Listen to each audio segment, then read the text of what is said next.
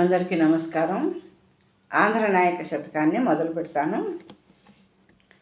వరరాజ్యకాంక్షలో బట్టకుండెదవైన సుగ్రీవు నగరంబు చూడరాదే, పరధనంబున కాసపడకయుండెదవైన ఆ లంకనొకరాయి అంటరాదే, పరయోషపై నిత్యబాయకుండెదవైనా అలశూర్పణఖ ముక్కు నిలుపరాదే, పరదానవుల ద్రుంప పంతగించెదవైనా మూల దైత్యుల తోలిపుచ్చరాదే, చేసిన ప్రతిజ్ఞలో నుండు వీసమైన తప్పువోకుండ నడచిన ధార్మికుడవో, చిత్ర చిత్ర ప్రభావ దాక్షిణ్య భావ హత విమత జీవ శ్రీకాకుళాంధ్రదేవ.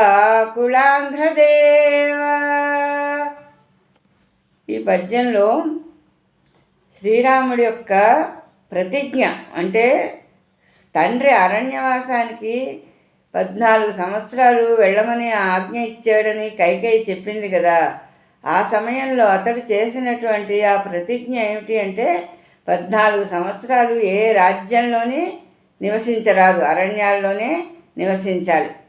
అందు గురించి ఇక్కడ పద్యంలో ఏం చెప్తున్నాడంటే కవి, వరరాజ్యకాంక్షలో బట్టకుండెదవు అంటే నీ మనస్సులో రాజ్యకాంక్ష అస్సలు నేను పూనను అని నువ్వు ప్రతిజ్ఞ చేసావు.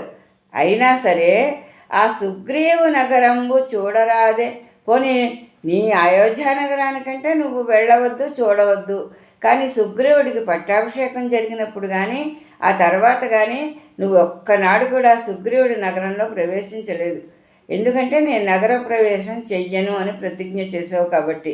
ఆ సుగ్రీవుడి నగరంలో ఎందుకయ్యా ఒకసారైనా ప్రవేశించలేదు? నీ మిత్రుడే కదా అతను, అంత ప్రతిజ్ఞ చేసావా నగరాల్లో వెళ్ళనని? ఆ ప్రతిజ్ఞను నిలుపుకోవడానికి కోసం మిత్రుడికి పట్టాభిషేకం జరుగుతున్నా కూడా ఆ రాజ్యంలోకి నువ్వు అడుగు పెట్టలేదు. అలాగే పరధనంబున కాస పడకయుండదు అయినా ఆ లంక ఒక రాయి అంటరాదే, లంకను ఒక రాయి అంటరాదే. లంకానగరానికి వెళ్ళవు, నువ్వు పరధనానికి ఆశపడవు నిజమే, పరుల యొక్క సొత్తుని నువ్వు స్వీకరించవు. కానీ లంకానగరాన్ని ముట్టడించి దాన్ని జయించావు కదా. స్వర్ణ లంక అది, ఎంతో అందంగా వెలిగిపోతున్నటువంటి ఆ లంకా నగరాన్ని చూసి లక్ష్మణుడు ఒక మాట అన్నాడు. ఏమన్నాడంటే, అన్నా మనకు అయోధ్య నగరం లేకపోయినా పర్వాలేదు, ఈ లంకా నగరం చూడు ఎంత అందంగా ఉందో, దీన్ని మనం గెలిచినప్పుడు ఈ నగరానికి మనం రాజులమై హాయిగా ఉండవచ్చు, ఈ నగరం ఎంత సౌందర్యవంతంగా ఉందో చూడు అని లక్ష్మణుడు అన్నప్పుడు శ్రీరాముడు ఒక మాట చెప్పాడు, ఇటువంటి భూమి అయినా కావచ్చుగాక, కానీ జనని జన్మభూమి స్వర్గాదపి గరీయసి అన్నాడు. లంక ఎంత అందమైందైతే మాత్రం ఏం లాభం, మనకు అది పనికిరాదు. మన నగరం ఏదైతే ఉందో అయోధ్య మన జన్మభూమి, జననిని జన్మభూమిని ఈ రెంటిని ఎప్పుడూ మర్చిపోకూడదు. అవి రెండూ కూడా మనకు దగ్గరగా ఉంటే స్వర్గం కూడా మనం తిరస్కరించవచ్చు, స్వర్గాన్ని కూడా తిరస్కరించవచ్చు. తల్లి జన్మభూమి ఈ రెండు మనకి దగ్గర ఉంటే అంటూ నువ్వు చెప్పావు. ఆ రకంగా నువ్వేం చేసావు, ఆ లంకా నగరంలో ఒక్క రాయిని కూడా ముట్టుకోలేదు. నాకు అవసరం లేదు పరధనం అంటూ ఒక రాయిని ముట్టుకున్నంత మాత్రాన ఏమవుతుందయ్యా? అప్పుడు అంతలాగా నువ్వు భీష్మించుకొని కూర్చున్నావు. కానీ ఇంకా పరయోషపై నిత్య బాయకుండదవు అయినా అలా శూర్పణఖ ముక్కు నిలుపరాదే. నువ్వు ఏకపత్ని వ్రతుడివి, సీతాదేవిని తప్ప మరెవరిని కన్నెత్తి చూడవు నిజమే. అటువంటి వ్రతాన్ని నువ్వు పూనేవు కదా, ఏకపత్ని వ్రతాన్ని. అలాంటప్పుడు ఆ శూర్పణఖని ఎందుకయ్యా అందవిహీనంగా ముక్కు కోయించేటట్టుగా లక్ష్మణుడిని చేసావు? లక్ష్మణుడు నీ దగ్గరికి పంపడం, లక్ష్మణుడి దగ్గరికి నువ్వు పంపడం వల్లనే కదా శూర్పణఖ ముక్కుని కోసేటతను. సీతాదేవి నాకున్నది, నాకు నీ అవసరం లేదు అని చెప్పి ఆమెను పంపించేస్తే అయిపోయేది కదా. అలా కాకుండా నా తమ్ముడు ఉన్నాడు అక్కడ, వెళ్ళి చూడు, ఆమెను అడుగు, నువ్వు నేను వివాహం చేసుకుంటాడేమో అని పంపించావు. అప్పుడు ఆ లక్ష్మణుడు ఆ శూర్పణఖ ముక్కు చెవులు కోసేశాడు. అందు గురించి నువ్వు పరస్త్రీని అంత అంటను అనే ప్రతిజ్ఞ గనక చేసినట్లయితే ఆ పరస్త్రీ మీద నీకు ఎటువంటి మోహము కలగలు అన్నప్పుడు ఆ శూర్పణఖ ముక్కుని ఎందుకు కోయించడం? వదిలిపెట్టేయచ్చు కదా, ఆమె ముక్కుని వదిలిపెట్టకుండా కోయించావు కదా. ఇంకా పరదానవుల త్రుంప పంతకించెదవు అయినా మూలదైత్యుల తోలి పుచ్చరాదే. ఆ లంకాసుర నగరాన్ని స్వాధీనం చేసుకోవడానికి వెళ్ళి యుద్ధం చేసావు రావణుడితోటి, కుంభకర్ణుడితోటి. పోనీ అలాంటప్పుడు ఆ పెద్దవాళ్ళు వాళ్ళిద్దరూ సైన్యానికి నాయకులు కదా, ఆ నగరంలో నీతో వచ్చి యుద్ధం చేసిన వాళ్ళు కదా. అలాంటప్పుడు వాళ్ళని ఏదైనా చెయ్యాలి, కానీ అక్కడ ఉన్న రాక్షసులు అందరినీ కూడా సంహరించావు. అలాగే దండకారణ్యంలో ఖరదూషణుల్ని వధించావు.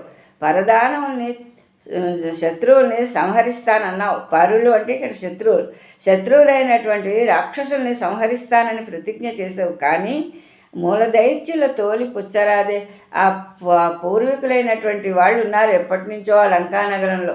అలాంటి వాళ్ళని సంహరించకుండా వదిలిపెట్టేయచ్చు కదా, వాళ్ళని ఆ నగర బహిష్కరణ చేస్తే సరిపోయేది కదా. ఇవన్నీ నువ్వు ఎందుకు చేయలేదు?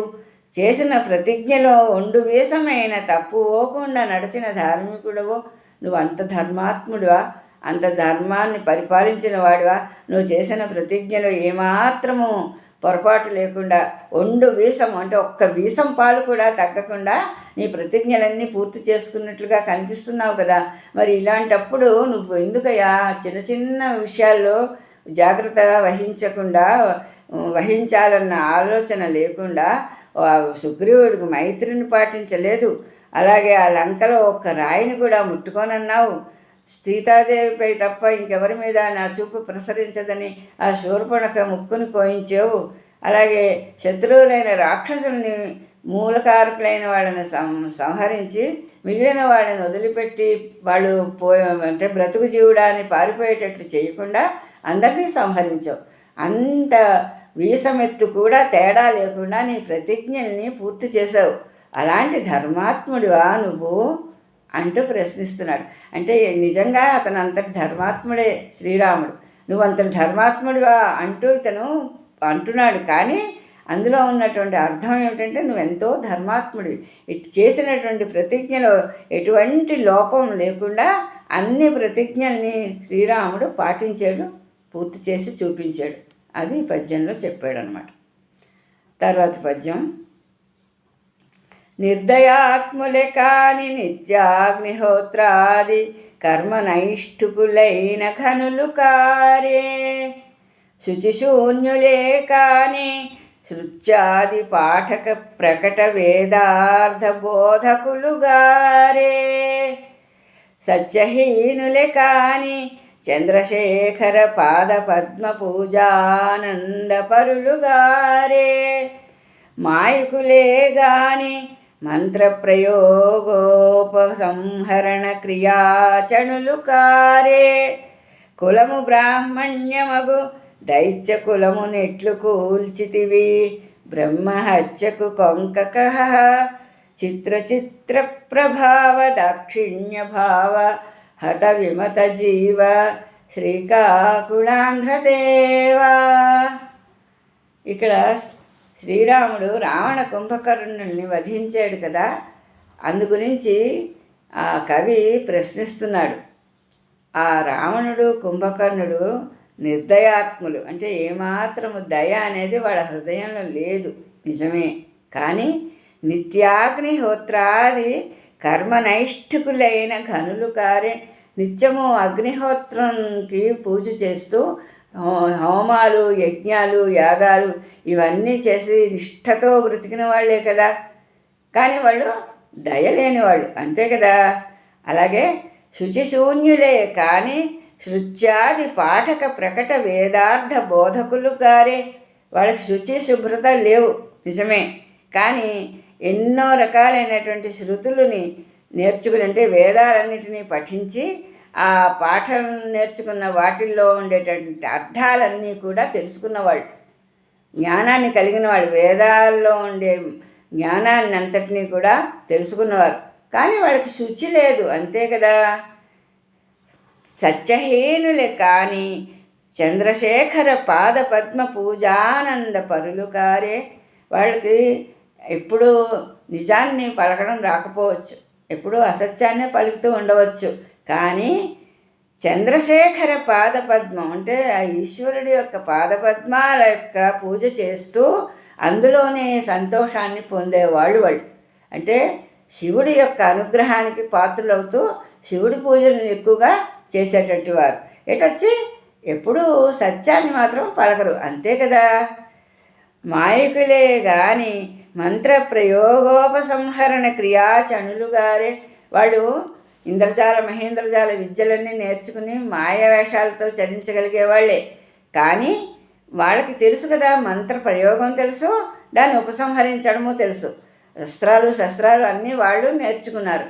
అస్త్రాలు అంటే మంత్రాలతో ప్రయోగించేటటువంటివి అనమాట. శస్త్రాలు అంటే లోహాలతో చేసినటువంటి ఆయుధాలు. బాణాలు, పరిఘలు, గదలు, బాణాలు, కత్తులు ఇలాంటివన్నీ శస్త్రాలు. ఆ తర్వాత వాయవ్యాస్త్రము, ఆగ్నేయాస్త్రము ఇలాంటివన్నీ అస్త్రాలు, అంటే మంత్రంతో ప్రయోగించేవన్నమాట. అయితే రాక్షసులైన వాళ్ళు కూడా ఇవన్నీ నేర్చుకున్నారు, మంత్రాలు నేర్చుకున్నారు, వాటిని ప్రయోగించగలరు, మళ్ళీ ఉపసంహరించగలరు కూడా. అస్త్రాలు నేర్చుకున్నంత మాత్రంతో సరిపోదు, వాటిని ప్రయోగించడం తెలిసినప్పుడు ఉపసంహరించడం కూడా తెలియాలి ప్రయోగించిన వాళ్ళకి. అవన్నీ వాళ్ళు చేశారు. కానీ వాళ్ళు మాయకులు, అంటే మాయ విద్యలో ప్రవీణులు. అందు గురించి ఇలాంటి వాళ్ళు కులము బ్రాహ్మణ్యమగు. ఇక్కడ రావణాసురుడు, కుంభకర్ణుడు బ్రాహ్మణ కులంలోనే జన్మించారయ్యా. దైత్య కులం అని చెప్పి ఎలా వాళ్ళని సంహరించావు? బ్రహ్మహత్యకు ఏమాత్రం నువ్వు భయపడవా? ఎందుకంటే బ్రాహ్మణ కులంలో జన్మించిన వాడిని వధిస్తే బ్రహ్మహత్య వస్తుంది కదా. ఎందుకు బ్రాహ్మణ కులంలో పుట్టాడు అంటే రావణాసురుడు, కుంభకర్ణుడు కూడా ఆ విశ్రావసు అనేటటువంటి ప్రజాపతికి జన్మించిన వాళ్ళు. విశ్రవసు బ్రహ్మ అతను. ఆ విశ్రవసు బ్రహ్మకి కైసికి అనేటటువంటి ఆమెకి జన్మించారు. అటువంటి వాళ్ళు ఎందుకు రాక్షసులని చెప్పి వాళ్ళని చంపావు? నీకు బ్రహ్మహత్య వస్తుందని భయం లేదా అంటూ ప్రశ్నిస్తున్నాడు. కానీ ముందు పద్యంలో కూడా వాళ్ళ తాలూకు గుణగణాలని చెప్తున్నాడు. ఎంత నిత్యం అగ్నిహోత్రాన్ని చేస్తూ అగ్నిహోత్రంలో యజ్ఞం, హోమం, యాగాలు ఇవన్నీ చేసినా కూడా మనసులో దయ అనేది లేకపోతే అది ఎందుకు పనికిరాదు.